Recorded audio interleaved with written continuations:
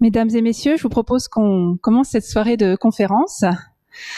Donc une conférence que nous avions programmée depuis près d'un an maintenant, voilà, avec les deux conférencières présentes ce soir, et une conférence qui me tient tout particulièrement à cœur.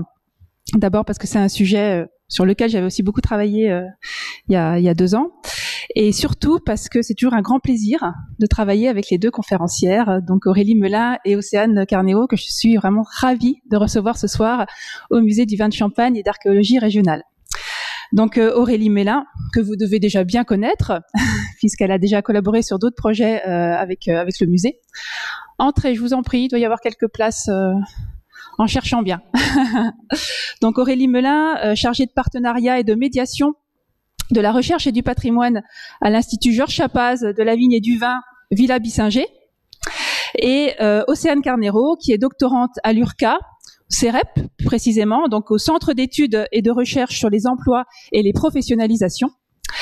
Et cette conférence que vous nous proposez toutes les deux ce soir a pour point de départ une étude qui a été menée donc à la fois par l'URCA, le CEREP, et l'Institut Georges Chapaz, en partenariat avec le Syndicat général des vignerons, avec le SGV.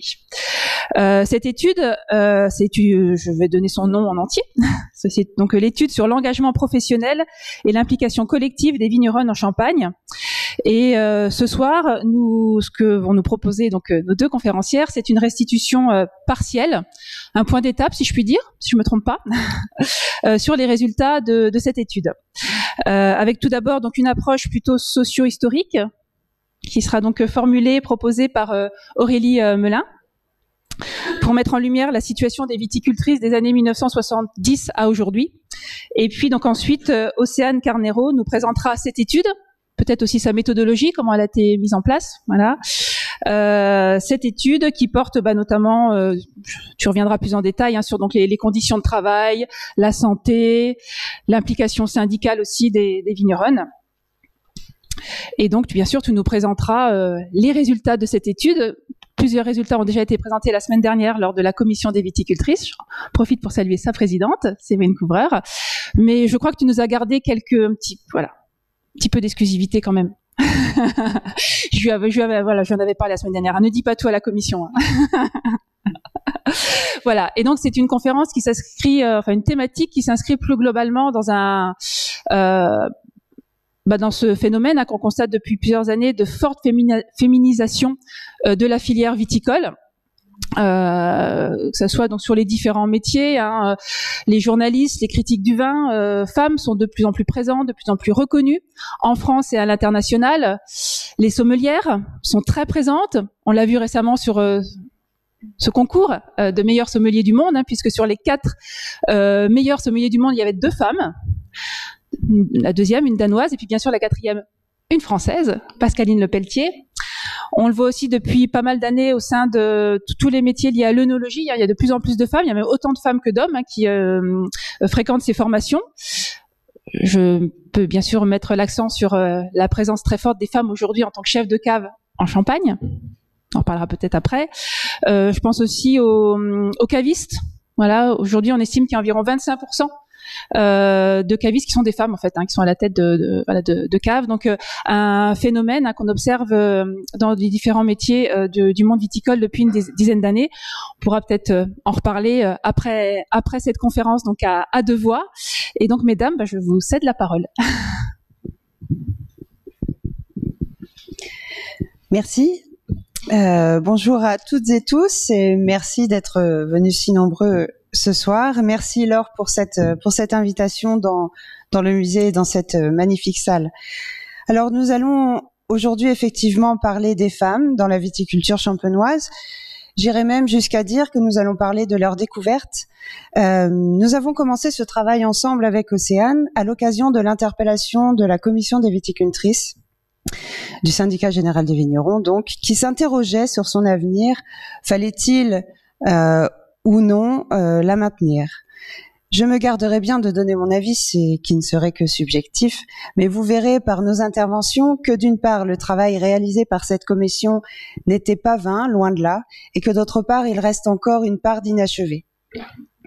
Mes propos vont s'appuyer sur une série d'entretiens que j'ai pu réaliser auprès de quelques membres de la commission et auprès de ses fondatrices, ainsi que sur l'examen des archives sonores présentes à la Villa Bissinger et la consultation des archives présentes au Syndicat général des vignerons.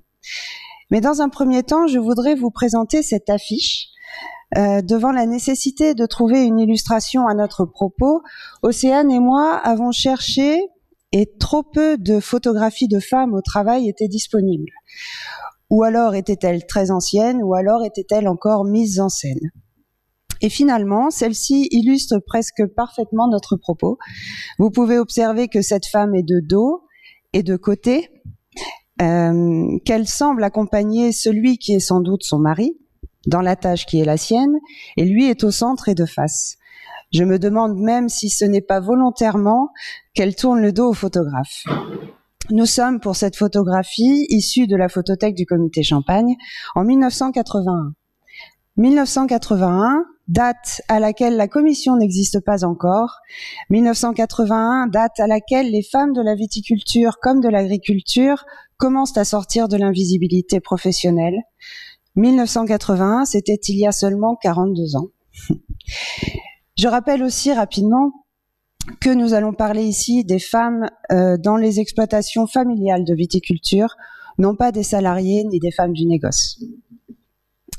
Ce rappel a toutefois une importance, car la vie et le travail en exploitation familiale a pour les femmes plusieurs conséquences, vie de famille et exploitation étant entremêlées, parce que la charge de la famille revient, et c'est encore en majorité le cas, aux femmes, aux mères. Elles vont alors se retrouver à effectuer toute une diversité de tâches.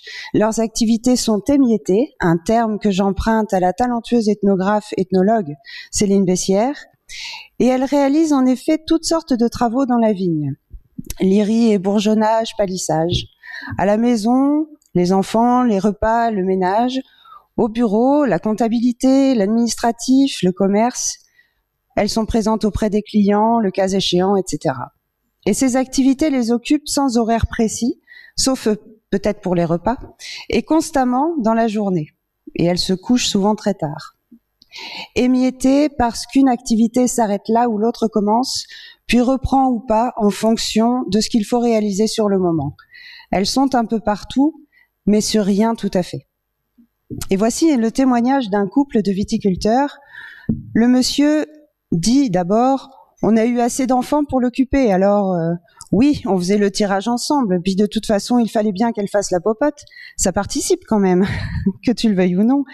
C'est pareil, on ne travaillait pas comme maintenant, et le soir, on faisait les étiquettes. Sa femme de préciser: les gamins étaient couchés, je faisais les étiquettes. Les activités des hommes, quant à elles, se définissent assez bien. C'est la taille, les traitements, on monte sur le tracteur, le travail du vin, le syndicalisme, des activités visibles et réputées essentielles pour l'exploitation. Par exemple, concernant le travail de la vigne, la taille est un acte fort parce que c'est elle qui donne l'orientation de la vigne pour le reste de son cycle. Celle-ci est alors réservée aux hommes, ce qui lui confère le rôle de chef, de celui qui dirige. Les activités multiples des femmes au sein de l'exploitation ne les assignent pas à un rôle, au contraire, et bien qu'elles se chargent de tâches certes indispensables, bien qu'elles soient indispensables à l'économie de l'exploitation comme à la gestion de la famille, ces activités restent de la sphère intime et invisible. En outre, cette proximité entre la sphère domestique et l'exploitation rend difficile l'acceptation, semble-t-il, par la société du professionnalisme des femmes. Dans un rapport présenté au Sénat, un rapport Femmes et agriculture, en 2017, on peut lire ceci. Certains témoignages ont fait état de l'incompréhension à laquelle se heurtent les agricultrices pour faire reconnaître comme telle une activité professionnelle qui se déroule chez elles, et que certains confondent avec les activités jugées normales d'une mère de famille. Cette invisibilité professionnelle cette non-reconnaissance a de graves conséquences pour les femmes qui ne disposent alors d'aucun salaire, d'aucune assurance et qui n'envisagent même pas une retraite. Et dans le monde agricole en général, les exploitations se transmettent de père en fils, voire de père en gendre. Les femmes dans l'exploitation n'existent donc que comme filles d'eux, puis femmes d'eux, et parfois mères d'eux. Et allons plus loin. Passer de père en gendre, de fille d'eux à femme d'eux, c'est le risque d'être rapidement dessaisi de son propre héritage, à savoir les terres de sa famille. En cas de divorce, de veuvage, bien souvent nous avons pu lire dans des témoignages laissés dans les archives de la commission qu'elles perdent tout. Enfin, autre situation pour les femmes, la difficulté et l'obligation d'entrer dans la belle famille. Plusieurs témoignages racontent la façon dont elles abandonnent leur métier premier, leur formation, leur carrière, pour épouser le viticulteur et le travail viticole, et se vouer corps et âme. Par exemple, un autre témoignage, « Comme mon mari avait déjà un peu de vigne, il a préféré que j'arrête de travailler. J'ai laissé toutes les responsabilités que mon mari avait, tout en l'épaulant parce qu'il en avait beaucoup. Alors il fallait quand même être à la maison pour répondre et recevoir, puis essayer d'évoluer avec lui dans ce qu'il faisait. » On ne peut s'empêcher de lire dans ce témoignage, surtout aujourd'hui, une forme de soumission comme celui-ci, qui personnellement m'a touchée, à tel point on voit qu'une femme peut être dépossédée de son propre travail. Il y a un ami à mon mari, il sulfatait nos vignes. Je lui rendais le temps en allant lier, de l'entraide, et j'allais palisser aussi. Il ne me payait pas, on comptait ce que je faisais d'heures, ce qu'il donnait à mon mari, et puis c'était chose faite. Vous voyez, c'était comme ça, je n'étais pas déclarée, c'était de l'entraide. Mais dans les années 80, la société évolue et les femmes se forment toutefois davantage. L'administratif était aussi soumis à des règles ainsi que le commerce. Alors les femmes vont prendre d'autres responsabilités, comme l'exprimera cet homme, mais des responsabilités qui s'ajoutent à leurs occupations quotidiennes et ne font pas d'elles encore les chefs de leurs exploitations. Une femme de vigneron courageuse devait aller participer aux travaux des vignes par tout temps. Or, les femmes, bien sûr, se sont mises à la présentation des bouteilles, à l'habillage. Tout ça à proximité de leurs occupations quotidiennes, à l'abri, je veux dire, dans leurs locaux. Elles se sont mises au bureau. Elles ont pris au fur et à mesure des responsabilités, quelquefois plus que les hommes, parce qu'elles avaient le crayon en main. Et alors, en effet, oui, cette prise de responsabilité devant le client, pour le commerce et l'administratif, a poussé sans doute certaines femmes, et heureusement, à aller plus loin et à exiger une reconnaissance dans le métier viticole.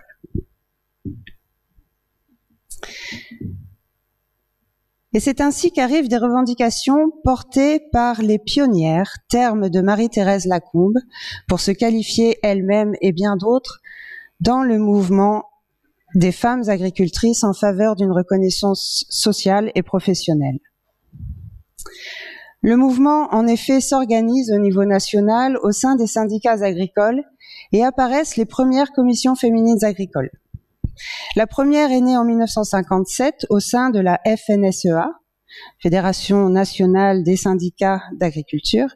Ce grand syndicat agricole reconnaît en 1956 la place des femmes dans ses instances et modifie ses statuts dans le but d'y intégrer les voix féminines, ce sous la pression du Cercle des jeunes agriculteurs.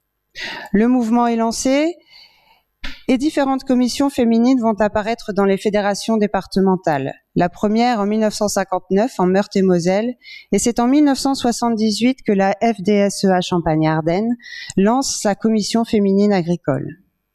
Notons tout de même que ce n'est qu'en 1989 que le vote féminin est individualisé de l'époux dans les syndicats locaux. En tout cas, ces commissions féminines lancent des enquêtes auprès des femmes afin de connaître leur situation et se rendre compte que la majorité des agricultrices ne possèdent aucun statut. Et j'aime beaucoup cette citation de Marie-Thérèse Lacombe qui dit « Nous étions des sans profession, même si on nous qualifiait dans certaines régions de patronnes ». En 1983, les fondatrices de ce qui deviendra la Commission féminine de Champagne lancent leur propre enquête. Elles sont interpellées par le président du syndicat de l'époque, Marc Brugnon, en ces termes « Il faut faire quelque chose ». Un groupe de femmes, dont Claudette Chauvet, alors déjà présente au groupe des jeunes du syndicat général des vignerons, et Yveline Burton, vont prendre les choses en main et se lancer dans un combat d'obtention du statut pour les femmes viticultrices de Champagne. Pardon.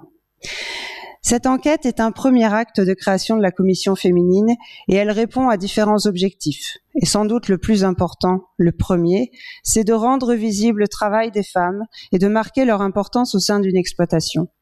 Il est à noter que dans cette enquête n'est pas mentionnée l'activité domestique et la charge des enfants. Et cela va leur permettre de poser leur première action, faire en sorte que les femmes viticultrices demandent et obtiennent un statut professionnel, celui de coexploitante, aussi imparfait soit-il encore, proposé par la législation agricole depuis 1980. Deuxième objectif, elles souhaitent se faire connaître des viticulteurs et des viticultrices et de l'ensemble des acteurs de la filière. Et lorsqu'elle demande aux femmes si elles sont d'accord avec la création d'une commission féminine, c'est oui à 84%. Et si elles veulent participer, c'est oui encore à 64%. Le nombre de réponses à cette enquête paraît certes dérisoire, il y en aura 57. Mais nous retrouvons dans les archives des messages sur des petites cartes, que d'heures de travail au noir, j'ai travaillé 22 ans pour rien, ou encore de longues lettres qui racontent, comme telle viticultrice propriétaire de vignes, qu'elle a tout perdu lorsque son mari, exploitant de ces mêmes vignes, s'est trouvé une nouvelle femme.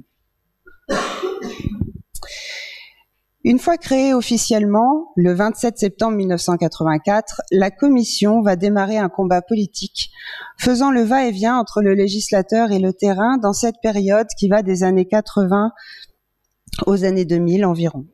Période dans laquelle ma collègue Océane vous montrera la courbe en hausse du nombre des femmes chefs d'exploitation.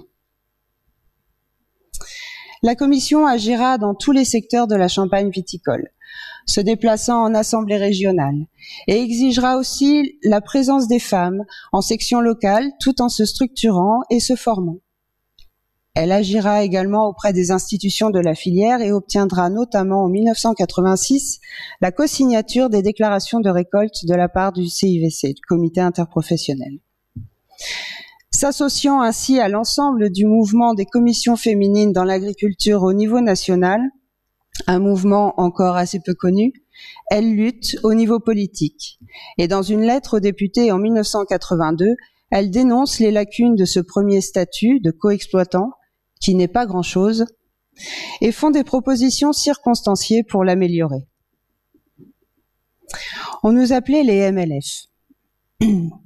Mais l'important pour elle est de faire remonter les contraintes, les exigences, en bref, la réalité du terrain vers le législateur, afin que celui-ci adapte au mieux ses lois, ses décrets et ses créations de société. Alors nous allons revenir rapidement sur les évolutions du statut des conjoints d'exploitants. Une première loi d'orientation en 1973 autorise les femmes à devenir associées d'exploitation. En 1980, la loi stipule que toutes les femmes d'agriculteurs deviennent coexploitantes et ont le même pouvoir que leur mari sur l'exploitation. Encore faut-il faire la demande du statut. 1982, les conjoints d'agriculteurs peuvent devenir associés à part entière dans les sociétés agricoles constituées à partir de l'exploitation familiale. En 1985, la loi d'orientation agricole crée l'exploitation agricole à responsabilité limitée qui offre la possibilité aux époux de constituer une société. Et désormais, au sein de ce type de société, la femme dispose des mêmes droits que l'homme. Et là, je fais une courte parenthèse parce que les femmes fondatrices de la commission, rencontrées ensemble, ont toutes répondu d'une seule et même voix qu'elles avaient de suite choisi ce type de société pour leur propre exploitation, où elles étaient enfin à égalité avec leur mari. En 1985 aussi, une loi réforme les régimes matrimoniaux et fait disparaître la notion de chef de famille. Le mari n'est plus le chef de la communauté. Mais il faut attendre 1999 pour voir naître le statut social de conjoint collaborateur.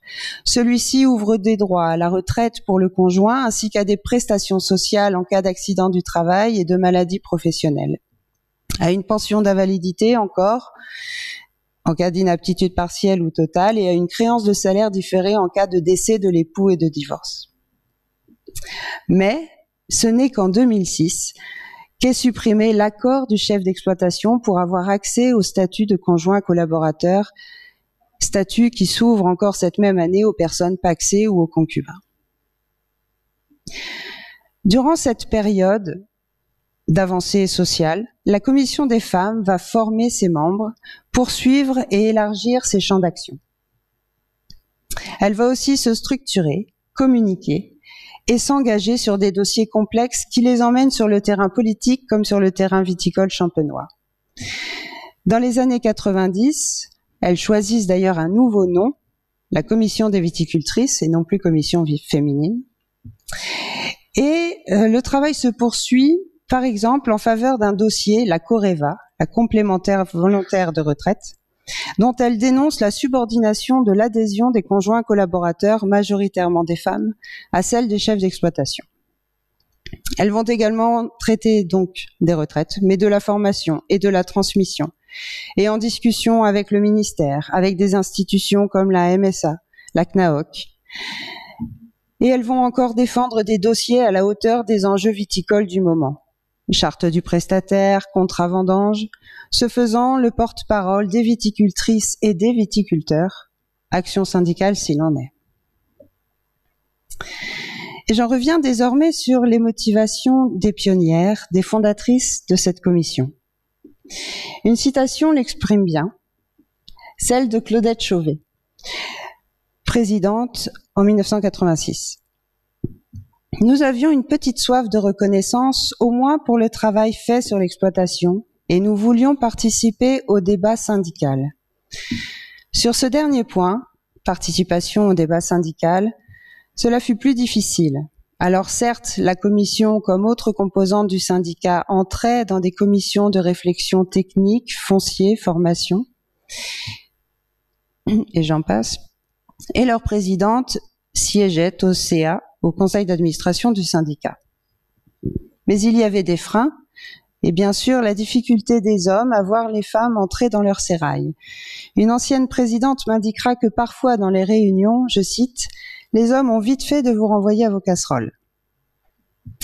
Ces freins sont plus ou moins subtils. On m'a raconté par exemple attendre des heures dans un couloir, où on laisse traîner les projets portés par la commission qui seront finalement abandonnés. D'autres dossiers portés à une commission par une membre de la commission féminine étaient finalement présentés par un homme qui y installait sa signature finale. Une autre fois, une membre s'était vue annoncer la direction d'une commission et au dernier moment, lors de ce qui devait être sa première réunion en tant que, elle ne pouvait que constater que le poste avait finalement été confié à un homme. Mais lors des entretiens que j'ai avec elles, et encore aujourd'hui, même si elles évoquent ces paroles et ces actes parfois malheureux, l'enjeu pour elles n'est pas l'acceptation ou l'aval de la part de leur père masculin. Mais elles insistent l'engagement des femmes à prendre la place qui leur revient. Or, elles constatent que les freins les plus forts viennent parfois des femmes elles-mêmes. Dans les comptes rendus de réunions et d'assemblées, on peut lire que les membres déplorent en effet peu d'engouement de la part des viticultrices. Et parfois, dans les réunions même, les oppositions venaient davantage des femmes que des hommes. Et ce, on peut le lire dans les archives de 1985 et de 1988. Elles entendent souvent de la part des femmes « quand on est en réunion, on ne travaille pas. Ça discute, ça discutaille. Mais pourquoi ?» Et puis, le renouvellement des membres est difficile et il se fait souvent par connaissance, invitation. Et enfin, l'assiduité ne semble pas toujours facile à maintenir. Au fur et à mesure du temps, la commission des viticultrices peine à légitimer son existence. Selon les entretiens menés à partir des années 2000, les femmes qui entrent à la commission ont pour principale motivation de sortir de l'exploitation, de partager leurs expériences et leurs difficultés, d'y trouver des solutions et également d'apporter leurs compétences acquises lors d'expériences précédentes. En effet, elles arrivent dans les exploitations plus tardivement, soit parce qu'elles sont issues d'un autre métier ou d'une autre formation, et elles choisissent d'intégrer la commission pour apprendre et entrer en contact avec le monde viticole champenois. Entre elles, elles vont y développer une forme d'entraide qui va petit à petit se retrouver dans les outils qu'elles vont mettre en place à l'image d'un hors-série de la Champagne viticole, sorti en 2014, Décès, divorce, incapacité, comment faire face. Et la présidente de l'époque concédera que ce travail était né de la difficulté d'une des membres de la commission.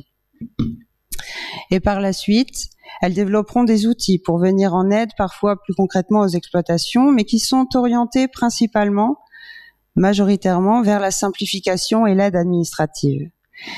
Des outils qui se veulent dans les discours au service de toutes les exploitations, en dehors de toute notion de genre, mais qui répondent en réalité à des exigences d'une activité encore largement dévolue aux femmes au sein des exploitations, l'administratif. Et la commission va petit à petit s'épuiser, entrer dans une forme d'entre-soi, délaissant les contacts avec la base. Elles arrêteront les assemblées régionales, seront moins soucieuses de leur représentation au sein des sections locales du syndicat. Et elles vont ainsi s'éloigner de la motivation première des fondatrices, à savoir créer un lien d'égalité avec les hommes, à prendre la place qui leur revient. Et elles vont plutôt se positionner, presque comme sur l'affiche, à côté des hommes, sur des thèmes comme la communication et la simplification administrative. Ces projets entrent donc dans une forme de complémentarité d'action, de projets qui ne pourraient être défendus ou portés par les hommes parce que ce ne serait pas leur préoccupation. Ainsi donc, la notion de genre encore active dans les activités des exploitations se diffuse dans l'engagement syndical.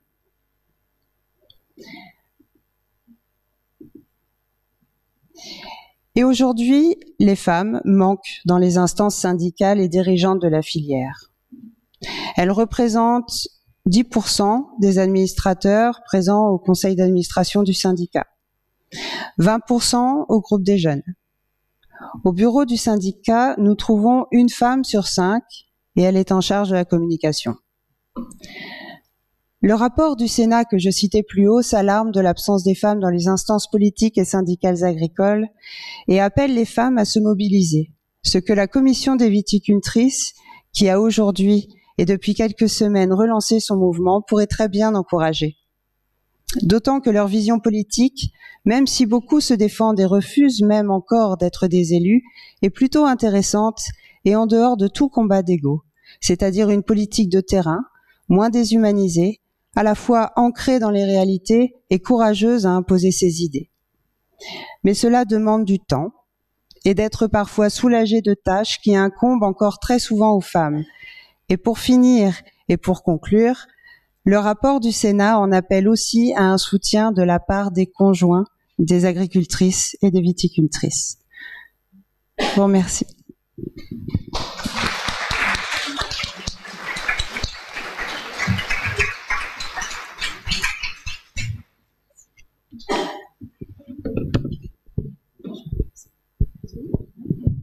Bonjour à toutes et à tous. Je suis Océane Carnero, doctorante en sociologie à l'université de Reims-Champagne-Ardenne. Dans le cadre de ma thèse, je m'intéresse spécifiquement aux conditions de travail et de santé des vignerons et vigneronnes de Champagne. Donc, la Journée internationale des droits des femmes est l'opportunité de mettre en avant mes travaux dans lesquels la place des femmes m'intéresse tout particulièrement. Donc, pour ce faire, je voudrais dans un premier temps introduire mon propos en contextualisant la Champagne, les vigneronnes et plus généralement les femmes. Dans l'imaginaire collectif, le champagne est une boisson luxueuse, essentielle à toute célébration. Cette liqueur à la robe dorée est également personnifiée comme étant une boisson féminine. Au cours de l'histoire, cette boisson serait ainsi devenue le vin des rois et par extension celui des reines.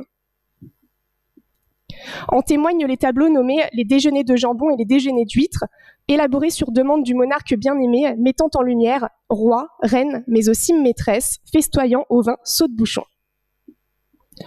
Selon la légende, celui-ci est versé dans d'élégantes coupes dont le cristal aurait été moulé à partir du sein de la marquise de Pompadour. De plus, lorsque l'on pense au champagne et aux femmes, les grandes veuves, figures de proue de la Champagne, peuvent venir alimenter les représentations, de par les transformations qu'elles ont apportées à l'activité. Néanmoins, gardons en tête que ces femmes ne sont pas représentatives de la totalité des viticultrices de l'époque, faisant plutôt partie d'une élite aristocratique. Je vous propose d'aborder dans un premier temps notre vaste région champenoise au travers de différents chiffres. Donc, en effet, cette boisson est structurante de l'économie et du marché de l'emploi de la région champenoise, où la culture des vignes servant à l'élaboration du champagne se déploie sur 319 communes, réparties sur 5 départements que sont la Marne, l'Aube, l'Aisne, la Haute-Marne et la Seine-et-Marne. Cette activité génère ainsi 30 000 emplois directs, auxquels il faut ajouter les 120 000 saisonniers et saisonnières répartis entre quelques 16 000 vignerons-vigneronnes, 160 maisons de champagne et 140 coopératives. La Champagne est également le bassin viticole le plus féminisé de France, dans le sens où le nombre de femmes chefs d'exploitation y atteint 39,6% en 2020, contre 26,8% en moyenne dans les autres bassins viticoles français. Donc, je vous propose un petit détour historique à ce sujet. Ce graphique a été réalisé à partir du grand recensement agricole mené par le ministère de l'Agriculture à peu près chaque décennie depuis 1970. Et donc, comme son nom l'indique, il prend en considération toutes les informations relatives aux agriculteurs et agricultrices. Donc, pour chaque recensement, j'ai été chercher où se situaient les vignerons et vigneronnes, et parmi ces personnes, où se situaient les femmes.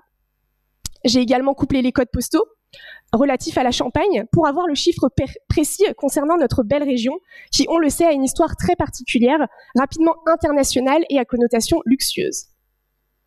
Donc, on peut voir qu'en 2020, les femmes chefs d'exploitation en Champagne sont à hauteur de 39,6% contre en moyenne 26,8% dans les autres bassins viticoles. Ces chiffres sont à prendre avec prudence, car comme l'a mis en lumière ma collègue Aurélie Melin juste avant, l'histoire des femmes et de leur invisibilité sociale, juridique et économique biaise évidemment ces chiffres, puisque les femmes ont toujours œuvré dans les vignes.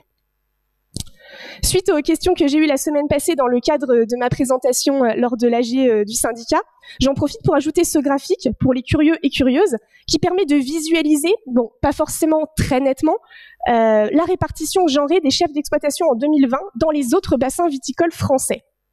Et donc, on constate évidemment que la moyenne de tout cela fait bien environ 26%, mais surtout que la Champagne se situe très nettement au-dessus en termes de femmes chefs d'exploitation par rapport à ce qui existe dans d'autres bassins.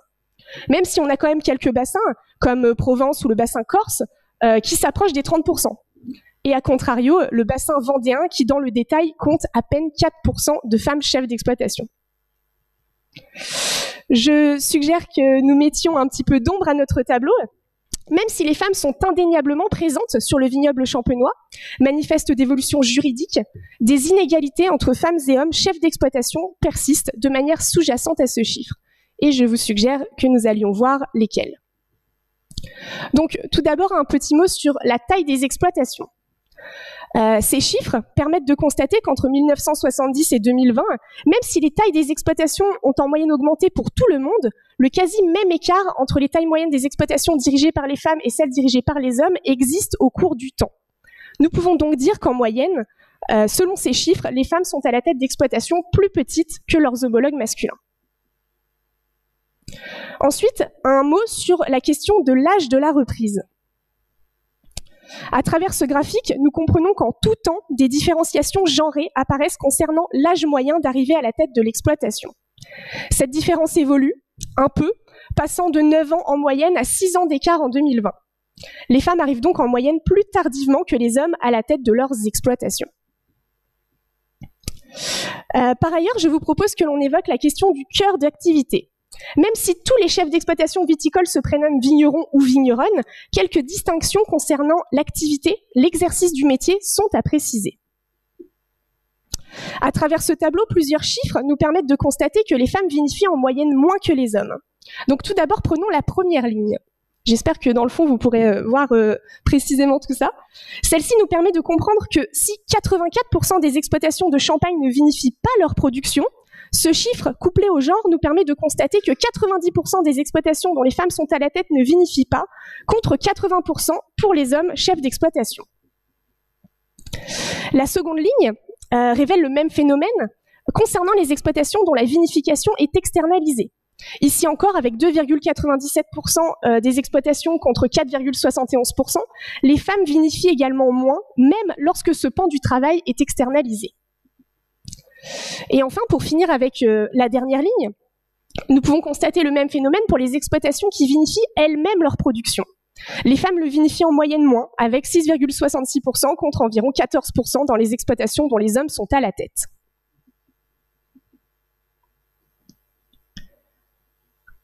Pour finir, je voudrais également dire un mot sur les autres éléments que j'ai pu percevoir comme étant genrés dans les différents recensements agricoles.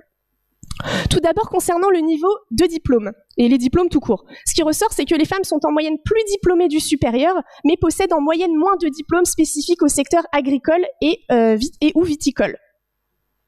Ensuite, concernant le temps de travail, les femmes sont plus enclines à faire moins d'heures par semaine et plus de temps partiel que leurs homologues masculins. Et pour finir, la question de la prestation de service. Les femmes chefs d'exploitation auraient davantage recours à la prestation de service que ces messieurs. Ce qui signifie que même si les chiffres changent petit à petit et que les femmes chefs d'exploitation représentent aujourd'hui près de 40% de nos exploitations champenoises, il perdure des différenciations genrées au sein même du travail.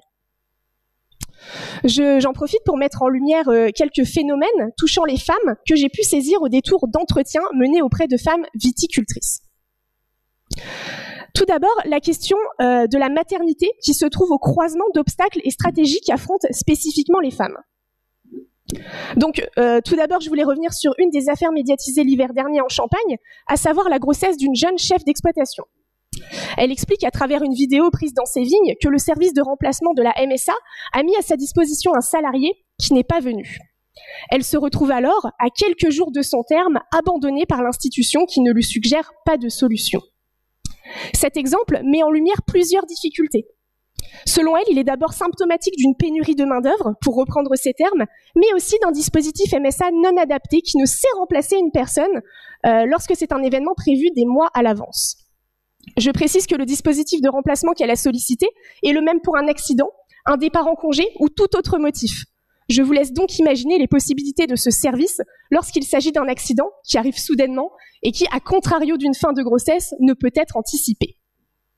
Fatalement, on comprend bien qu'une grossesse, ça se prépare, car comme l'indique cette vigneronne, la vigne continuera son cycle végétal quoi qu'il arrive et qu'il faut coûte que coûte réussir à l'entretenir. À travers cet exemple, nous notons donc une des difficultés auxquelles sont confrontées tout spécifiquement les femmes du secteur agricole en général. Ce n'est pas tout. Couplé à cet événement qu'est la maternité, je voudrais mettre en avant une stratégie que j'ai pu percevoir quelques fois en entretien auprès de chefs d'exploitation. À savoir le fait de stratégiquement concevoir son ou ses enfants lors d'une période de salariat, afin de pouvoir bénéficier des temps sociaux dédiés à la grossesse, mais aussi à la vie de jeunes parents. Et donc, je vous suggère la verbatim suivante. C'était très malin de ma part d'être salariée au moment où j'étais enceinte. C'était très bien. En fait, quand j'étais en congé mat, j'étais vraiment en congé mat. Et ça change tout. Franchement, j'aurais travaillé ici, j'aurais continué de faire des travaux, j'aurais beaucoup travaillé, alors que quand vous êtes salarié, enfin, au moins juste avant le terme, vous avez vos 6 à 8 semaines avant, vous êtes salarié, vous êtes vraiment à la maison. Après, quand on est sur une entreprise familiale, en fait, on ne s'arrête jamais. Je suis contente d'avoir eu mes grossesses en étant salariée.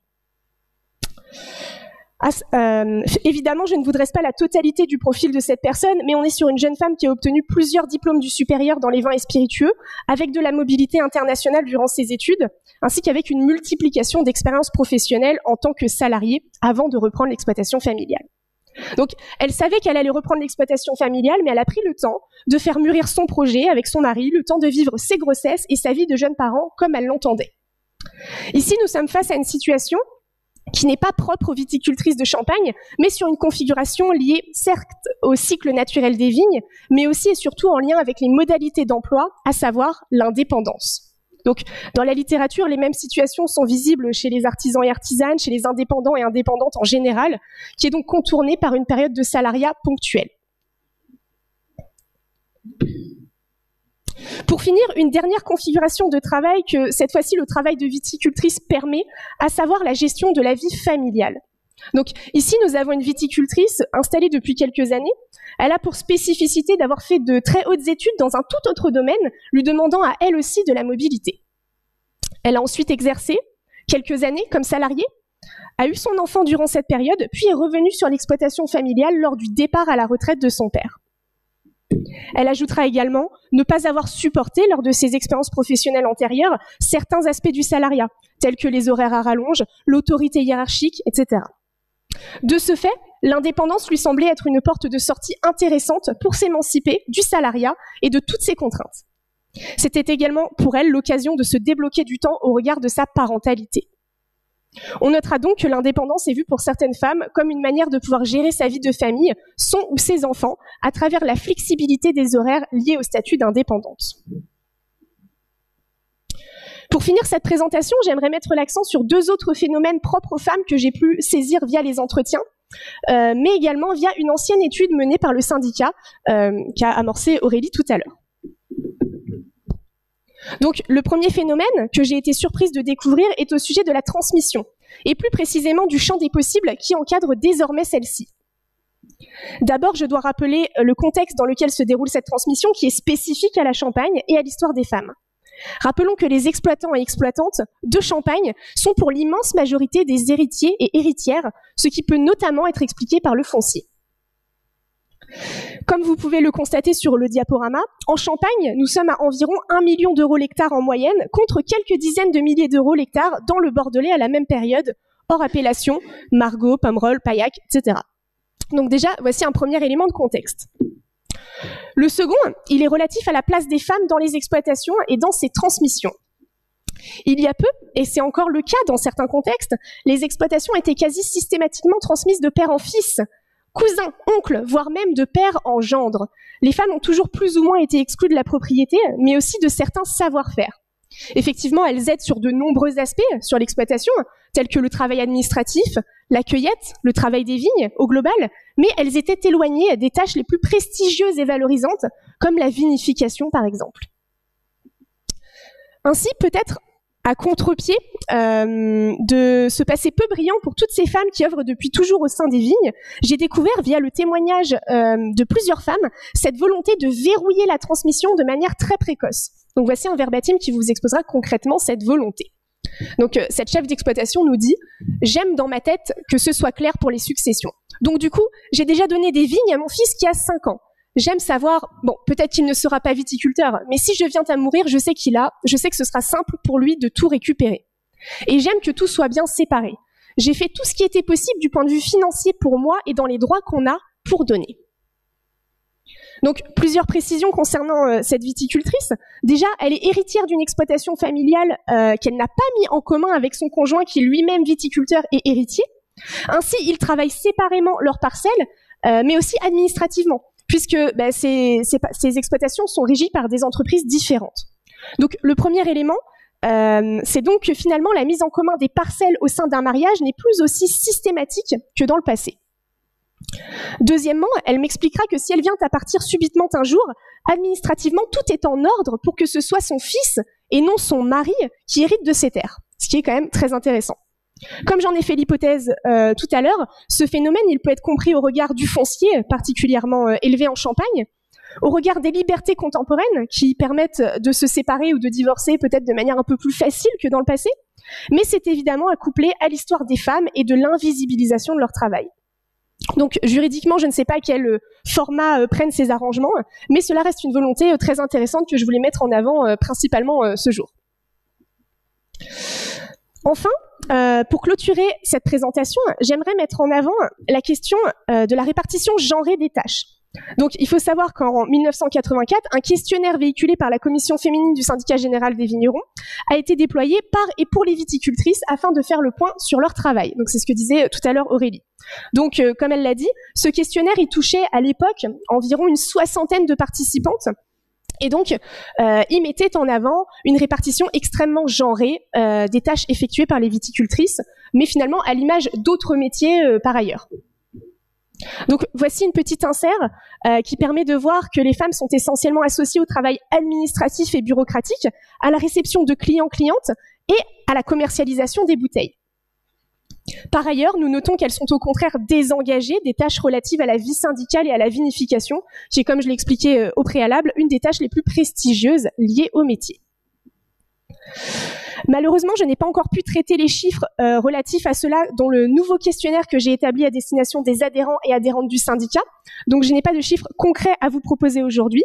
Mais ce qui ressort déjà des entretiens, c'est que ces tâches continuent visiblement d'être genrées. Et pour aller plus loin, que finalement la santé de ces travailleurs et travailleuses, dépendante des tâches effectuées au travail, rend donc l'état de santé genré lui aussi. Pour clôturer cette présentation, nous pouvons donc dire que les femmes sont indéniablement présentes dans le paysage viticole en Champagne en tant que chef d'exploitation, et je dirais même spécifiquement en Champagne. Mais que malgré un panorama qui tend dans un premier temps vers une forme d'égalité, nous constatons que de nombreuses inégalités perdurent au sein même de ce travail. Donc j'en profite aussi pour ajouter, suite aux questions que j'ai eues la semaine passée, qu'il existe certains aspects du travail qui ne sont pas genrés. Donc tout d'abord la question de la transmission, même si je l'ai abordée comme étant spécifique aux femmes, finalement elle se pose quand même de la même manière pour les hommes que pour les femmes. Mais la seule différence, c'est qu'en fait à travers les entretiens, les hommes n'ont pas du tout abordé cette question-là. Donc après voilà, ça sera quand même à creuser et c'est quand même significatif aussi de quelque chose. Ensuite, c'est aussi la question du virage agroécologique qui n'est pas spécifique aux femmes, qui est même plutôt une affaire d'hommes. Et donc, je vais vous expliquer pourquoi. Donc, même si dans un premier temps, on pourrait se dire, notamment avec les courants éco-féministes, etc., que finalement, on pourrait facilement faire l'hypothèse que les femmes seraient plus sensibles et investies dans ce virage agroécologique, en réalité, si on se base vraiment sur la question des certifications, donc notamment les certifications les plus rigoureuses, donc je vais parler notamment de l'agriculture biologique, de la biodynamie à travers Déméter, etc. Toutes les exploitations qui sont certifiées dans ces labels-là, ce sont plutôt les exploitations qui sont les plus grandes, qui sont les mieux ancrées finalement financièrement et qui peuvent se permettre de tenter aussi ce virage-là. Donc en fait, comme je vous l'ai montré tout à l'heure, les femmes sont plutôt à la tête d'exploitations plus petites que leurs homologues masculins. Donc finalement, en tout cas en Champagne actuellement pour le moment, on est encore sur le début de cette transition-là, eh bien ça reste une affaire plutôt amorcée par ces messieurs. Donc je tiens à remercier évidemment la commission féminine du syndicat qui me permet de me pencher sur ces questions d'égalité qui me sont très chères, aussi aux chercheurs et chercheuses qui me soutiennent dans ce travail, et évidemment merci à Laure, merci au musée pour cette possibilité de visibiliser ces travaux, et à toutes et à tous pour votre attention. Voilà, merci.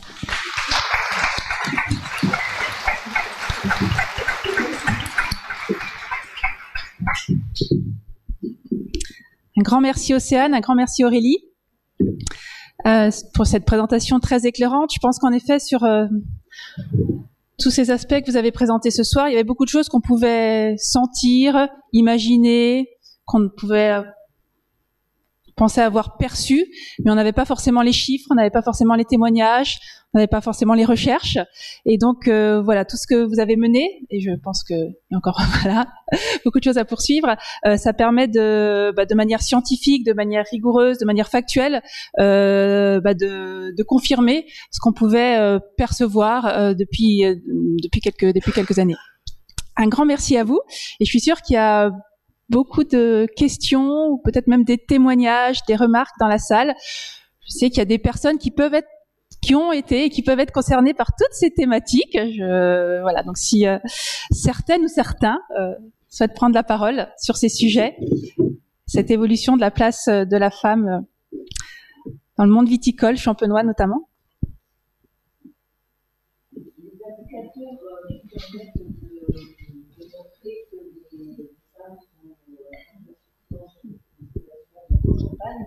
Est-ce que ces indicateurs-là vous permettent de donner des explications par rapport à ce phénomène-là, par rapport aux autres régions viticoles? Parce que, bon, là, vous avez parlé de 39%, mais bon, effectivement, pourquoi? Merci beaucoup pour cette question et pour l'intérêt que vous portez au travail qui a été présenté. Alors les 39%, quasiment, enfin 39,6%, donc on tend plus vers les 40 que vers les 39 quand même. Donc et puis ça date aussi de 2020. Depuis, il y a eu un petit peu d'eau qui a coulé aussi sous les ponts, donc on ose attendre et espérer les prochains chiffres.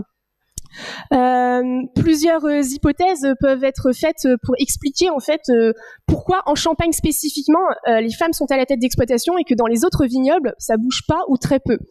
Donc le premier, je l'ai exposé rapidement tout à l'heure, c'est le foncier. On peut se dire que parce que l'hectare est particulièrement onéreux en Champagne, particulièrement cher, les femmes comme les hommes, peut-être, font plus attention à la transmission et que quand on est héritière d'une exploitation familiale, et finalement, on y va. Donc, ça peut être une première source d'explication. La seconde, ça peut être en lien aussi avec les témoignages que je vous ai proposés sur ces questions de ces volontés plutôt de verrouiller la transmission dès le plus jeune âge parfois des enfants, donc vraiment dans cette volonté de dire si jamais je suis plus là, c'est pas monsieur qui va récupérer, mais ça va bien être ma descendance. Et ça c'est quand même un phénomène que j'ai trouvé ahurissant, ahurissant, j'ai été surprise tout simplement de découvrir ça, et en fait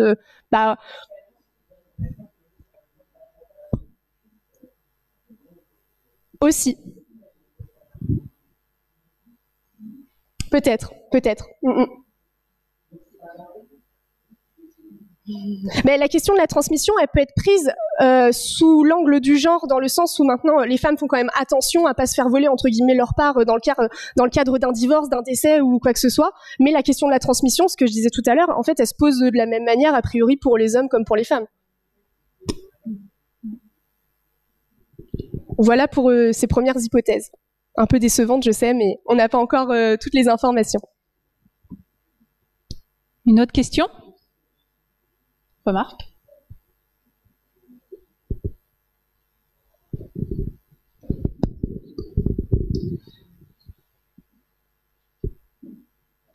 Alors moi, c'est pas tellement une question, c'est plus un constat, parce que je m'occupe de la documentation du comité Champagne, et dans les photos anciennes, des années 50, des années 60, et des années précédentes, quand on a des vieilles cartes postales, par exemple, les femmes sont très présentes dans les vignes.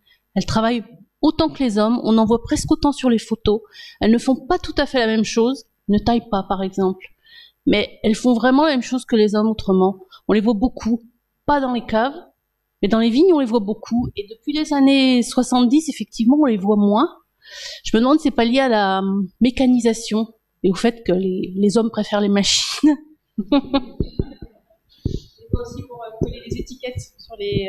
Nous, dans nos fonds, aussi, on voit aussi beaucoup les femmes, voilà. Et les enfants, on voit aussi beaucoup les enfants dans les vignes. Mais oui. Bonjour, merci d'être venu.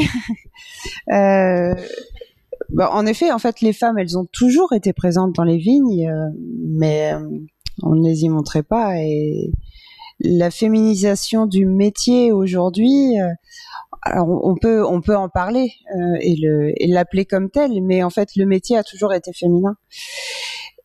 Les femmes ont toujours été dans le métier viticole, et même dans les témoignages que l'on a à la Villa Bissinger, dans les témoignages que j'ai pu recueillir dernièrement, pour les plus anciennes d'entre elles qui étaient au travail sans statut, sans être reconnues professionnellement, elles avaient une forme de revendication et elles étaient particulièrement présentes, par exemple lors des Saint-Vincent ou en période de vendange. Elles étaient très fières d'accueillir tout ce monde et d'être les patronnes de leur maison, et fières de représenter aussi leur métier dans tout un tas de traditions, enfin dans les traditions que l'on peut observer en Champagne et dans les autres vignobles. Et puis c'est vrai que dans les témoignages, on a pu l'entendre souvent au sein de la commission ou quand on interviewe des femmes. Il est vrai que à partir du moment où le tracteur est arrivé, comme l'homme s'occupait du cheval avant, dans les années 50-60, le tracteur a pris la suite, et c'est l'homme qui préfère monter sur le tracteur. Mais aujourd'hui, on trouve quand même de plus en plus de femmes tractoristes, et dans les formations aussi. Et en fait, la difficulté de répondre à ce sujet-là, c'est que le travail des femmes, la formation des femmes, n'a pas été un sujet qui a été encore suffisamment abordé à mon sens. Et j'invite les chercheurs, et je suis ravie que des chercheurs comme Océane développent ces sujets-là, parce qu'on a vraiment besoin de données, de chiffres et de comprendre véritablement la place des femmes aujourd'hui dans le vignoble en général et dans l'agriculture même au-delà. Si je peux me permettre juste de compléter avant que tu prennes le relais. Sur la question de la répartition genrée des tâches, ça je l'ai plus ou moins dans le questionnaire qu'on a établi avec la commission des viticultrices l'année dernière. J'ai pas encore les chiffres exacts, mais effectivement on se rend bien compte que tout ce qui touche aux tracteurs de manière générale et au traitement, les femmes sont complètement désengagées de ces tâches-là. Donc il y a toujours cette scission et cet aspect genré du travail, au moins par rapport à la question de l'outil de travail. Et l'un des autres aspects que en fait j'ai recueilli à travers des témoignages, c'est aussi au-delà de l'utilisation du tracteur, c'est en fait l'entretien mécanique des outils. Et en fait cet aspect-là, déjà, il faut rappeler aussi que ça fait pas forcément partie de la formation agricole ou viticole. Donc, c'est-à-dire que même les femmes ou toute personne en fait qui ferait cette formation-là ne part pas avec ces compétences et ces acquis-là. En fait, c'est vraiment des compétences qui découlent d'une socialisation presque secondaire et masculine. Et donc, ça veut dire, j'avais une viticultrice notamment qui m'expliquait que demain elle a un pépin avec son tracteur. Allô papa, et demain papa n'est pas là, et bien ça sera allô garagiste, allô, enfin voilà, ce sera n'importe quel père, mais PAIR, vous voyez, qui permettra de répondre à ce besoin-là.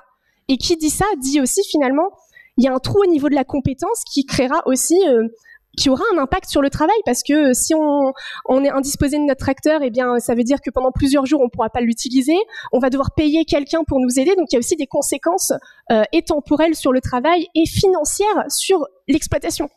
Donc comme quoi le travail genré, il a quand même aussi, les répartitions genrées des tâches, pardon, elle a aussi des impacts sur l'exploitation en tant qu'entreprise. Donc voilà, c'est juste pour rebondir sur la question du tracteur. Merci. Alors, je vais continuer, je vais me permettre sur le tracteur. C'était pas là-dessus que je voulais intervenir, mais je vais quand même intervenir sur le tracteur. Séverine Couvreur, présidente de la commission des viticultrices. Il est vrai, enfin là, je témoigne pour le coup, quand on a repris l'exploitation avec mon mari il y a 10 ans, effectivement, j'ai passé mon BPREA, mais l'option tractoriste, elle était au même titre qu'une autre option, c'était anglais, viti et vinicole. Et puis il y avait encore une autre option un peu plus poussée, je crois, sur la comptabilité, puisqu'on avait des cours de compta, mais après il y avait une autre option. Et donc, très naturellement, mon mari est allé faire l'option tractoriste et je suis allée prendre l'anglais viti-vinicole. Voilà. Ça, c'était juste pour le témoignage personnel. Alors, pourquoi, et ça, c'est un des sujets qu'on va aborder dans la commission des viticultrices, c'est que, notamment, vous avez parlé de cette question d'entretien du matériel viticole. Il s'avère que, et l'autre jour, en discutant avec la présidente de la commission des agricultrices, le matériel vitivinicole est un matériel lourd, sans compter déjà dans l'agricole où c'est encore plus lourd. Concrètement, les tracteurs, la mécanisation, c'est des engins qui sont énormes. Et on a eu le témoignage dans l'AG 2021 de la commission des viticultrices, on avait le témoignage d'une chef d'exploitation qui disait qu'elle avait dû adapter elle-même un outil pour pouvoir monter sa charrue sur son tracteur, parce que sinon c'était trop lourd. Et que comme elle avait une exploitation où elle n'avait recruté que des femmes, eh bien il y a un moment, elles se sont retroussées les manches et elles ont créé leur propre outil pour permettre cet usage. Donc voilà, pour finir sur mais on voit bien qu'on a une question, et je dirais qu'au-delà de l'égalité homme-femme, c'est finalement plus comment on adapte un métier à une nouvelle condition qui est la condition féminine, qui est de plus en plus présente et qui l'était. Alors pour revenir sur l'histoire de la condition féminine, pour moi, je l'analyse aussi sous un autre angle, mais qui peut être un angle peut-être à étudier plus en profondeur, un angle historique. Il ne faut pas oublier qu'on est sans doute un des vignobles qui a été le plus touché par la Première Guerre mondiale et par la Deuxième Guerre mondiale. Et il s'avère qu'ici, et là les maisons de Champagne, je vois Madame Roqueboiselle qui est derrière moi, qui voilà, ces femmes-là, elles ont pris à la fois les maisons de Champagne, on le sait bien dans les histoires des maisons, mais on le sait aussi peut-être un peu moins sur les exploitations, parce qu'on a sans doute moins fait l'histoire des exploitations. Mais ces femmes, elles ont été là et elles ont pris toutes les tâches les unes après les autres et elles se sont pas limitées à la viticulture. Il a bien fallu qu'elles continuent le métier.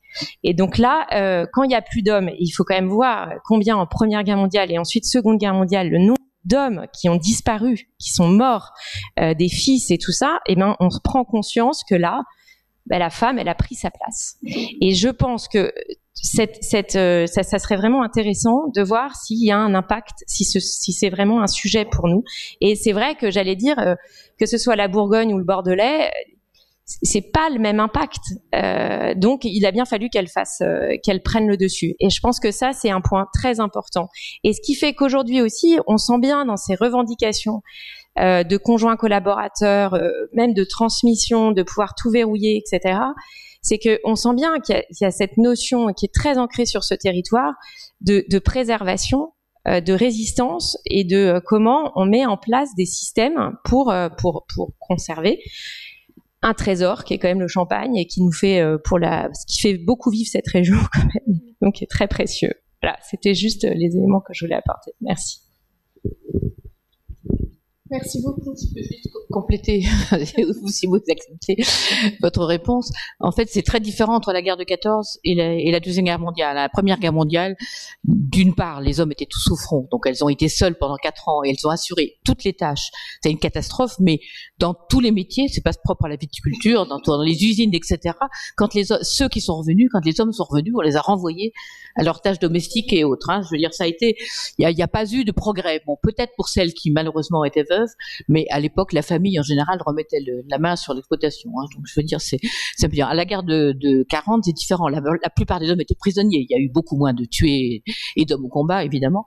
Donc et là, effectivement, ça a pu avoir une influence. Mais je pense pas que la guerre de 14-18 ait eu vraiment une influence. Je sais pas. Moi, j'ai plutôt lu, bien sûr, parce qu'à l'époque, les études portaient que sur les hommes. On disait pas qu'elles étaient genrées, parce que c'était évident qu'on allait parler que des hommes. Et il souligne bien que vraiment, y compris les femmes qui avaient pris des positions de contremaître dans l'usine, qui avaient vraiment rempli tous les postes, elles étaient renvoyées à leurs tâches. Voilà. La guerre de la Deuxième Guerre mondiale, c'est un peu différent. Moi, je voulais... Ah oui. Ouais, non, je t'en prie. Vas-y, Elsa. Je voulais juste faire bonjour à toutes et tous. Elsa Gatelier, je suis chercheuse aussi, mais en économie. Je n'ai jamais travaillé sur la question je travaillais sur la Champagne, mais pas sur cette question-là. Et en vous écoutant, donc merci mesdames, je me pose une question. Si c'est vraiment la question des tâches qui est genrée, qui du coup nous pose problème, c'est ce dont on discute, ou si c'est vraiment la question du statut, c'est-à-dire de la reconnaissance du travail qui est fait par les femmes. Parce que voilà, à chaque fois que peu importe la tâche, c'est toujours de l'aide, de l'entraide, c'est toujours pour donner un coup de main, mais ça n'a pas un vrai statut. Et du coup, en tant qu'économiste, moi je me dis, ça n'a pas de valeur. Voilà, la même tâche réalisée par un homme, ça a de la valeur. La tâche réalisée par une femme, là, dans le contexte, en vous écoutant, ça n'a pas de valeur. Et je voulais juste recadrer ça dans le débat plus général des tâches domestiques, puisque vous en avez parlé. En plus, les femmes dans les exploitations doivent aussi faire les tâches traditionnellement qui incombent aux femmes, les tâches domestiques. Et il y a des questions qui se posent aujourd'hui dans les combats féministes, plus largement, de cette reconnaissance aussi du statut de toutes les tâches domestiques. Et en tant qu'économiste, on se pose aussi la question de la valeur, c'est-à-dire la contribution au produit intérieur brut de ces tâches, puisque s'occuper des enfants, faire grandir des humains en bonne santé et bien dans leur peau, ça fait aussi des bons travailleurs qui créeront de la valeur, etc. Et donc voilà, je voulais simplement recadrer ce manque de reconnaissance au-delà du genre, vraiment de cette différence quand c'est une femme qui le fait. Il y a une moindre reconnaissance, comme si ça avait moins de valeur, et que tout ça entre dans des débats actuels, des débats féministes actuels sur la valeur, voilà, de ces tâches-là. Je voulais juste recadrer ça, et sinon, si je peux poser une question, voilà. J'avais aussi une question sur ça discutaille, on ne travaille pas. Ça m'a choquée, sincèrement. Et du coup, je n'accepte pas. En fait, mon cerveau, je crois, n'accepte pas parce que je pense que les hommes discutaillent aussi dans plein de réunions, pour avoir assisté à beaucoup aussi.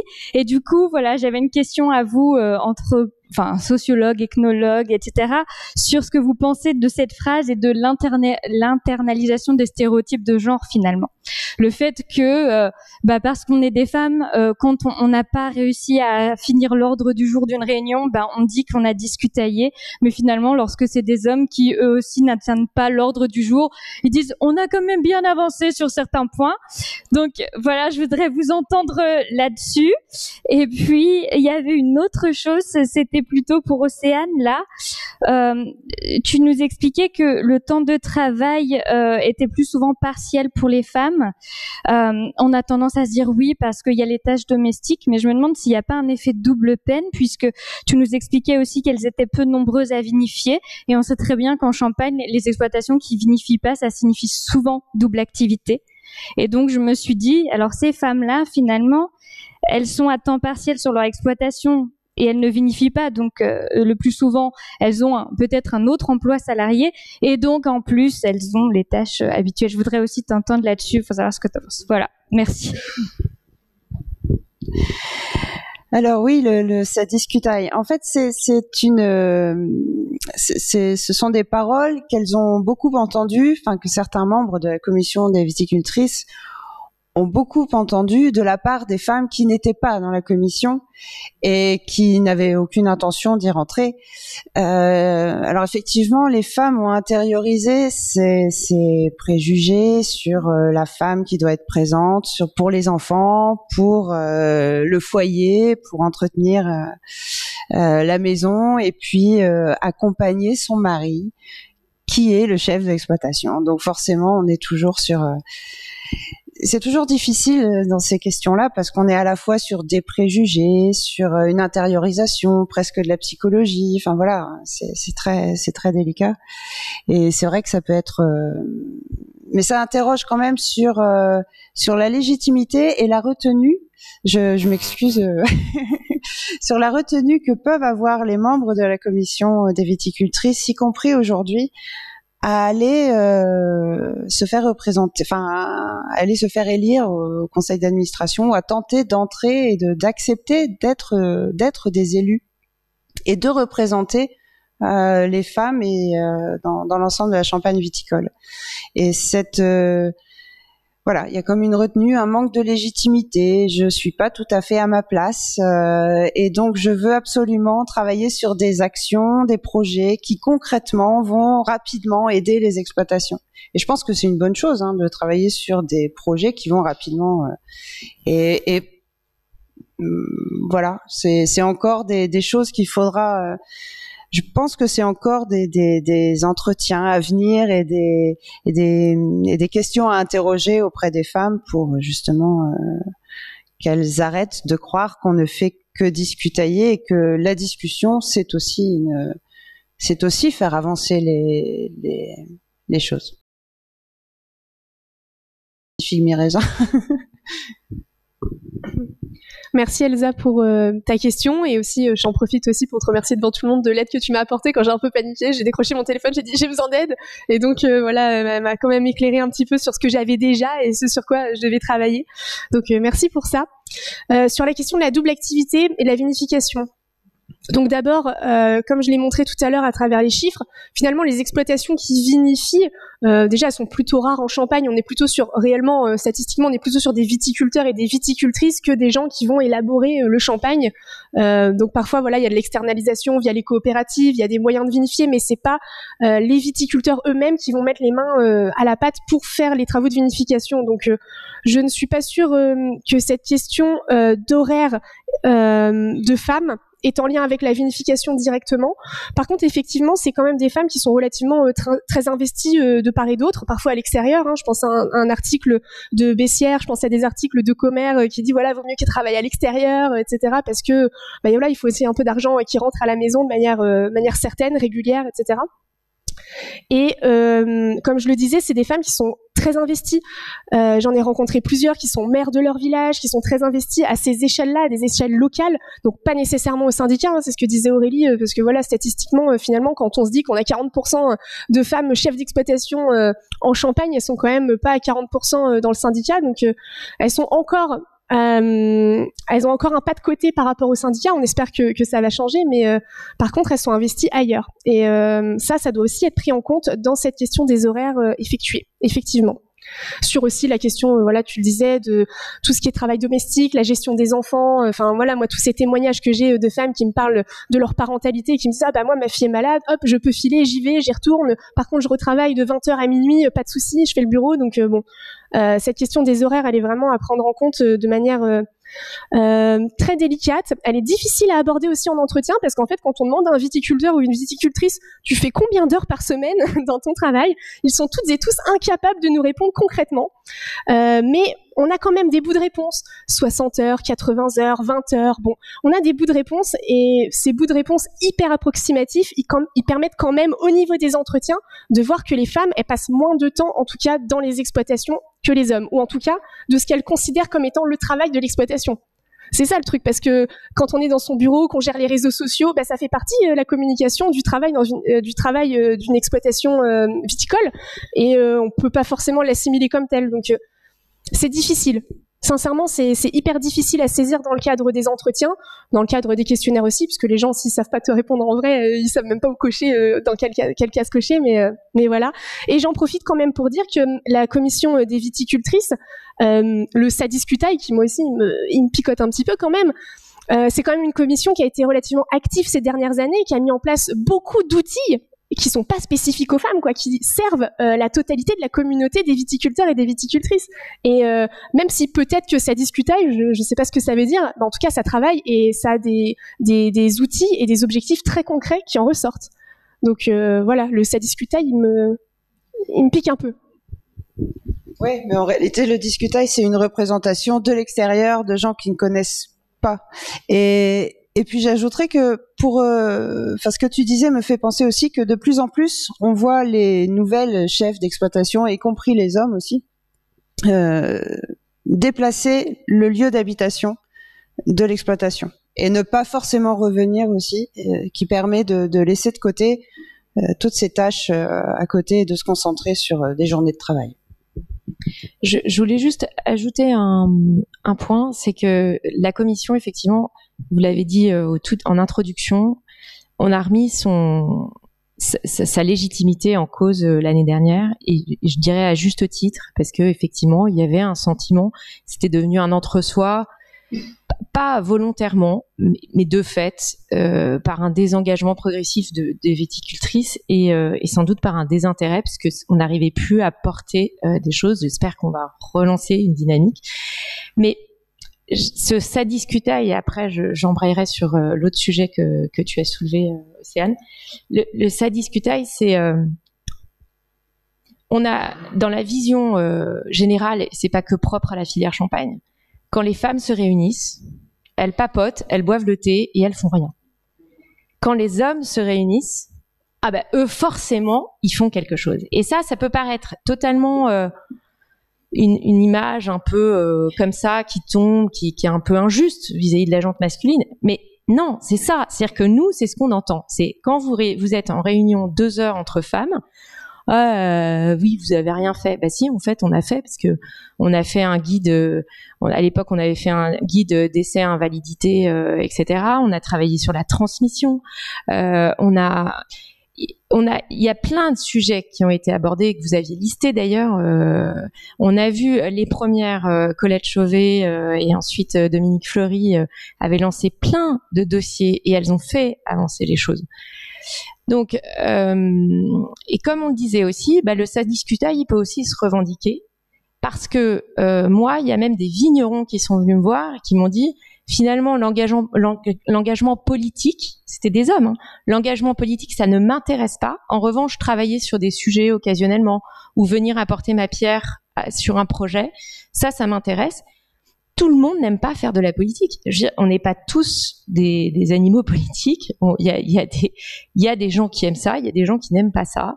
Mais par contre, il y a des gens qui peuvent avoir un avis sur un sujet et qui peuvent être très intéressants à écouter. Et donc, heureusement qu'il faut garder des lieux d'échange qui ne sont pas que tournés vers des objectifs politiques, des objectifs de lobbying, etc. Donc il faut garder aussi ce lieu de partage.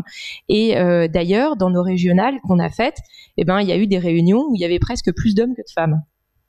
Ça peut être rigolo, c'est vrai, et parce qu'ils étaient intéressés par les sujets qui étaient abordés. Alors, Océane, est-ce que tu peux me redire, parce que j'avais le deuxième point que je voulais aborder, tu as parlé sur la question d'Elsa, on était... Les temps. Eh bien, au sein de la commission des viticultrices, je dirais un des enjeux pour récupérer des femmes, les former, et qu'elles veuillent ensuite s'opposer, mais là pas au sens guerrier du terme, mais oser s'affirmer pour avoir un poste au sein du conseil d'administration, ça va être tout un process. Mais la première question, c'est la question du temps. C'est la question de qu'est-ce qu'elles vont se dégager comme temps. Et qu'est-ce qu'on va les autoriser à dégager comme temps pour aller travailler pour l'intérêt général. Et là, on revient à un autre point qui est très genré. C'est que autant, pas de problème sur les exploitations, le chef d'exploitation, l'homme chef d'exploitation, c'est tout à fait normal qu'il aille perdre, entre guillemets, parce que ce n'est pas une perte, mais c'est ce qui est dit, qu'il aille discutailler au syndicat général des vignerons pour être au conseil d'administration. C'est tout à fait normal, ça fait partie de son métier. Mais qu'une femme dise, moi aussi, j'ai envie d'aller au conseil d'administration et j'ai envie d'exprimer ce que j'ai à dire, là, c'est pas pareil. Ça tente à changer. Et j'allais dire que je crois aussi qu'il va falloir donc s'adapter au temps. Et nous, en commission des viticultrices, on réfléchit à mettre nos réunions plutôt tôt le matin ou entre midi et 2 heures, mais surtout pas le soir, où là, c'est la gestion familiale.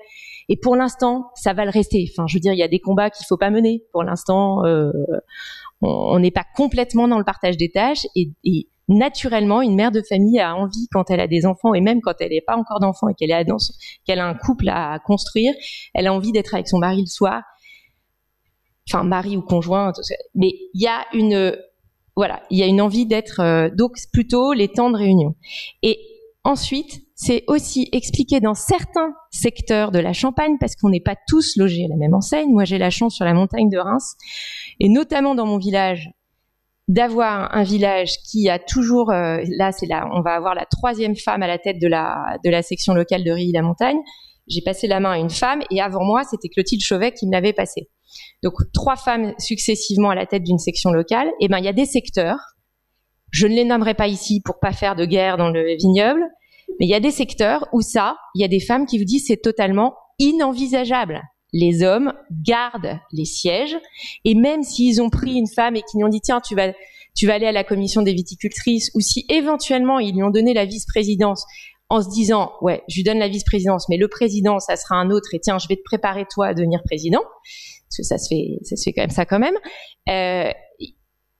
Il y a des secteurs de la Champagne qui sont plus ou moins évolués sur ces questions-là, ou plutôt, c'est peut-être même pas une question d'évolution, c'est qu'il y a un moment donné, les hommes ont envie de garder leur poste, et pourquoi pas, parce qu'après la question se pose aussi, il y a la question des compétences. Moi je suis pas une égalitariste à tout craint, parce que je me dis si on a des hommes compétents qui ont envie, autant qu'ils y aillent, parce que si derrière il n'y a pas de femmes compétentes et qui ont envie, c'est tant pis, j'allais dire. Donc l'enjeu c'est plus que celles qui ont envie, qu'elles aient un espace d'expression et qu'elles puissent progressivement y arriver, et si c'est dans des secteurs difficiles, qu'on puisse les aider à y arriver. Ça, c'est l'enjeu. Et pour les aider à y arriver, c'est changer progressivement ces mentalités, à la fois en horaire, leur permettre de pouvoir venir, et vis-à-vis du père ou du frère, parce que nous, on a des cas de jeunes femmes qui sont au groupe des jeunes ou même à la commission des viticultrices, et qui sont bloquées aussi par un frère qui aussi travaille sur l'exploitation et qui dit non, toi, c'est pas ton truc, t'y vas pas, c'est moi qui y vais.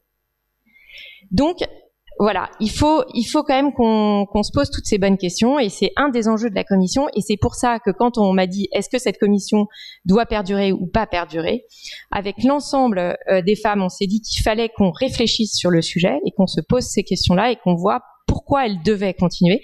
Et normalement, à la fin de mes propos, vous devez vous dire, bah oui, il faut que ça continue parce que on n'a pas fini encore, on n'est pas au bout du travail qui reste à mener. Voilà.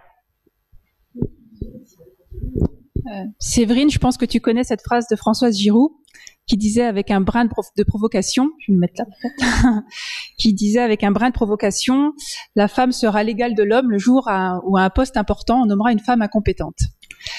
C'était un peu irrévérencieux, mais ça, je trouve que ça résume un petit peu tes propos. S'il n'y a plus de questions ou d'interventions, une dernière. La dernière.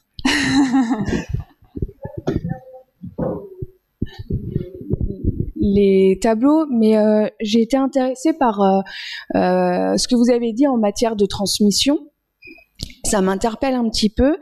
Je vais faire une référence à Céline Bessières, vous l'avez citée. Ces dames ont travaillé sur la question, enfin il y a un très joli ouvrage qui fait écho à 20 ans de travail, et notamment Céline Bessières a travaillé sur la position des femmes au sein des structures viticoles, mais plutôt à l'ouest d'ailleurs.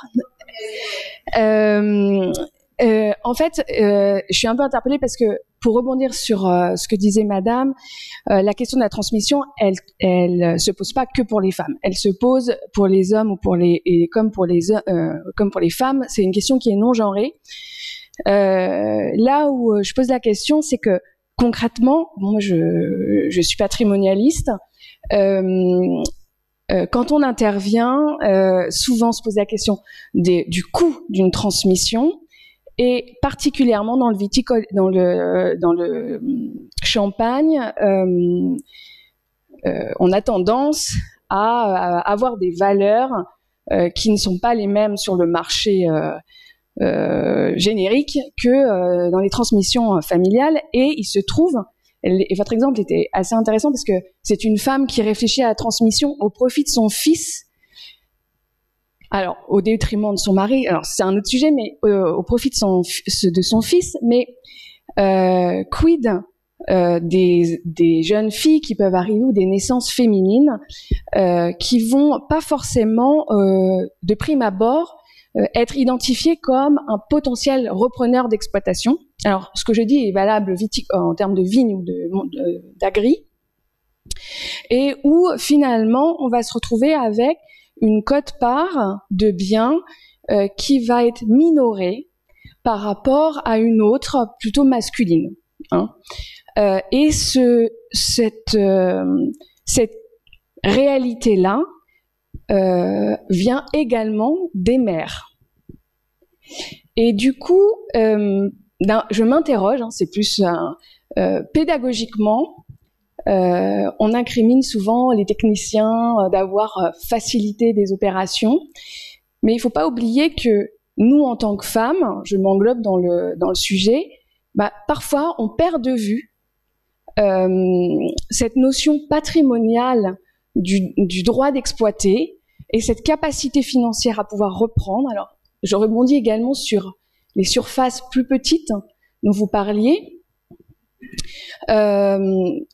Voilà, donc je m'interrogeais sur ce sujet-là, et au niveau de la Champagne, s'il y avait des études ciblées sur cet impact-là et la réalité des évolutions, j'ai envie de dire, sur les 10 dernières années et les 5 années à venir, puisque moi, par ailleurs, j'ai vu une évolution notable sur ces points de vue-là. Voilà, c'est tout.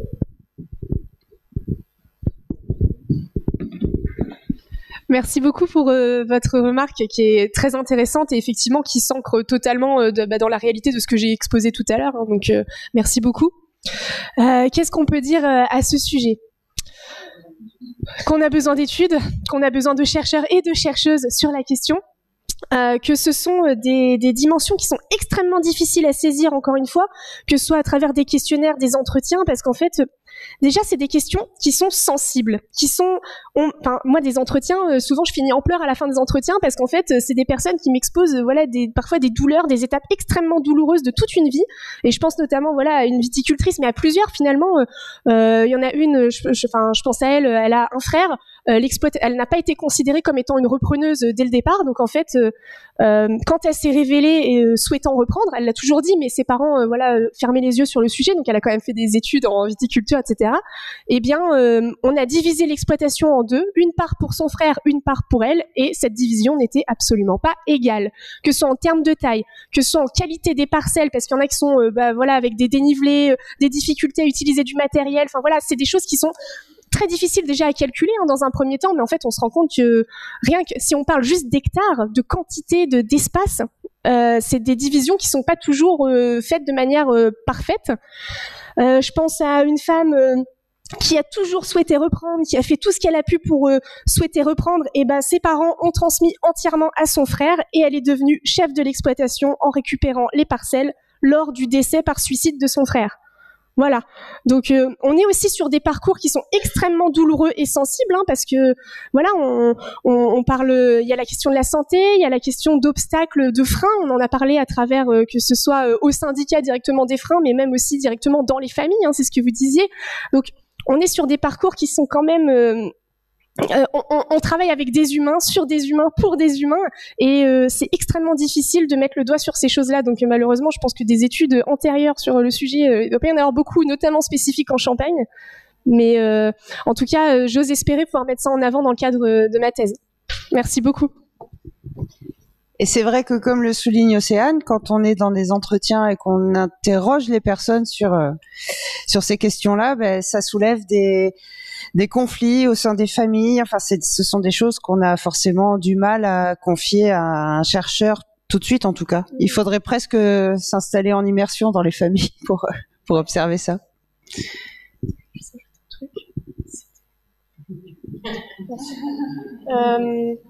Et oui, je voulais aussi rajouter le fait, donc au-delà, comme le disait Aurélie, le fait d'être face à quelqu'un, et c'est un peu pas de lui sortir les verres du nez, mais voilà, d'entamer la discussion et de mettre le doigt sur des choses qui font mal. Lorsque la personne accepte de se confier, eh bien moi souvent ce qui se passe, c'est s'il vous plaît, éteignez le micro, et voilà, et là ça part. Et malheureusement, c'est hyper intéressant, et je suis déjà extrêmement reconnaissante face à ces personnes qui acceptent de se confier à moi, mais en fait c'est des données qui scientifiquement sont pas exploitables derrière. Donc voilà, il y a aussi cette notion-là un peu plus méthodologique qui est à prendre en compte et qui passe outre tout ce qu'on peut collecter sur le terrain. Il faudrait qu'on aille rencontrer les notaires ou tous ceux qui gèrent le patrimoine avec ces familles. Venez avec nous.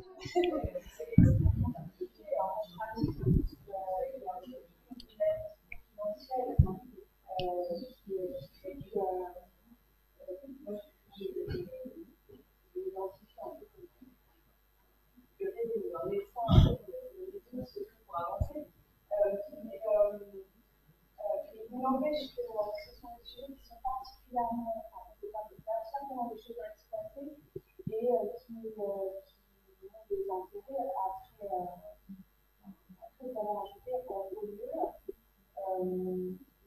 Voilà. Donc moi, j'espère que les chercheurs, les gens seront vraiment intéressés et même à ressortir des éléments probants sur cela. Aussi dans une dynamique vraiment pédagogique. C'est-à-dire, dans mon moment, c'est pas une là, mais juste bouger, et tout le monde doit participer à Merci beaucoup. Et je sais que ça ne tombe pas dans l'oreille d'une sourde au niveau de la commission des viticultrices, puisque ces questions de transmission sont, c'est la suite. C'est la suite de ce qui va arriver, on l'espère. Merci. Merci, madame. Merci, Aurélie. Merci Océane, merci de la confiance que vous nous accordez au musée. Voilà, et j'ai envie de vous dire rendez-vous bientôt, rendez-vous prochainement pour la suite. voilà, de ces résultats que vous continuerez à exploiter. Et puis peut-être rendez-vous, et je regarde également la présidente de la commission des viticultrices, rendez-vous pour d'autres moments de partage et de réflexion sur toutes ces questions entre nos différentes structures. Comme d'habitude, je vous propose un dernier petit moment, je vous demande un dernier petit moment d'attention pour vous annoncer les prochains rendez-vous du musée. Voilà. Je voulais vous parler ce soir de 3 rendez-vous. Donc, notre prochaine conférence dans le cadre de ce cycle de conférences. Donc, cette prochaine conférence, elle aura lieu le 13 avril prochain, toujours à 18h30. Et donc là, c'est moi qui m'y colle. En partenariat avec la mission UNESCO, Coteaux, Maisons et Caves de Champagne, nous parlerons de ce lieu, ce château Perrier, ce musée du vin de Champagne et d'archéologie régionale, pour voir et étudier sa place au sein de ce bien inscrit au patrimoine mondial de l'UNESCO.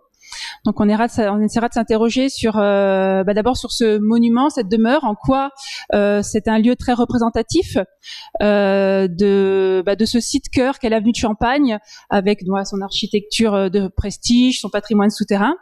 Et puis bien sûr, notre sujet tout aussi important, on parlera de cet équipement, ce lieu en tant que opérateur culturel, opérateur touristique, opérateur scientifique, ce musée, voir en quoi il peut être un lieu d'interprétation, de partage de la fameuse valeur universelle exceptionnelle qui est, vous savez, pour être inscrit à l'UNESCO, un bien inscrit sur la liste du patrimoine mondial de l'UNESCO, il faut justifier d'une VUE, d'une valeur universelle exceptionnelle. Donc on verra comment le musée peut accompagner la mission UNESCO dans le partage de cette VUE.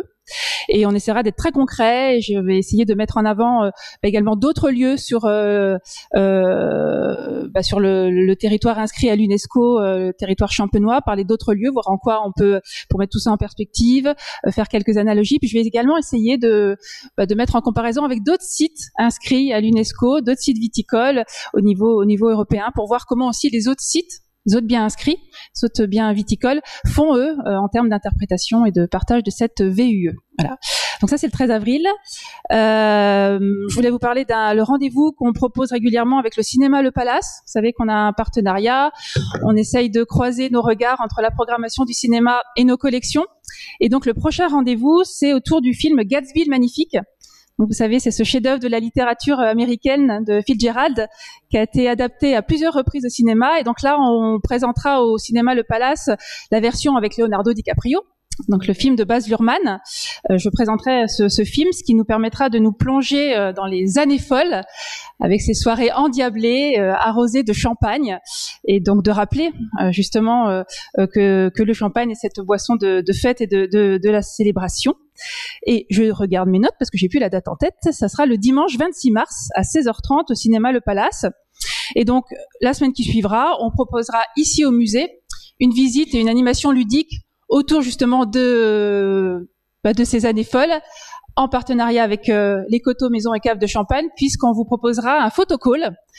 Donc évidemment, une petite présentation de ce qu'ont été ces années, de la place du champagne dans ces années folles, mais un photocall où vous pourrez vous déguiser avec des boas, des nœuds papillons, des chapeaux, pour vous réincarner en héros en Gatsby le Magnifique, vous faire photographier, et on pourra partager tout ça sur les réseaux sociaux. Donc ça, c'est le dimanche 2 avril. C'est le premier dimanche du mois, donc ça sera gratuit. L'accès au musée est gratuit ce jour-là, et ça sera à 10h30, 14h et 16h, donc le 2 avril. Et le dernier rendez-vous, qui je pense va avoir beaucoup de succès, c'est une découverte œnogastronomique qu'on vous propose le 15 avril après-midi, c'est un samedi, en partenariat avec les auteurs d'un très bel ouvrage sur la tonnellerie, sur les champagnes élevés et vinifiés sous bois. Donc on accueillera le 15 avril prochain Catherine Coutan, Philippe Jamès, Philippe Mille, la tonnellerie de Champagne et 2 vignerons à l'occasion donc du printemps des Champagnes, pour nous parler justement de ces accords mets et champagne élevés et vinifiés sous bois. Donc ça sera le 15 avril à 14h30. Voilà. Et on poursuivra l'après-midi. Là, on va déguster et on va tester ces accords mets, champagne, vinifiés sous bois, avec des ateliers dégustation proposés, présidés par Monsieur Philippe Jamès. s'il vous plaît. Voilà. Donc, il y aura 2 ateliers dégustation à 16h30 et à 17h45. On va lancer les inscriptions très prochainement. Donc, n'hésitez pas à vous tenir informés sur le site internet du musée ou sur nos réseaux sociaux. Voilà. Je pense avoir à peu près tout dit. Je vous souhaite une très bonne fin de soirée. Merci.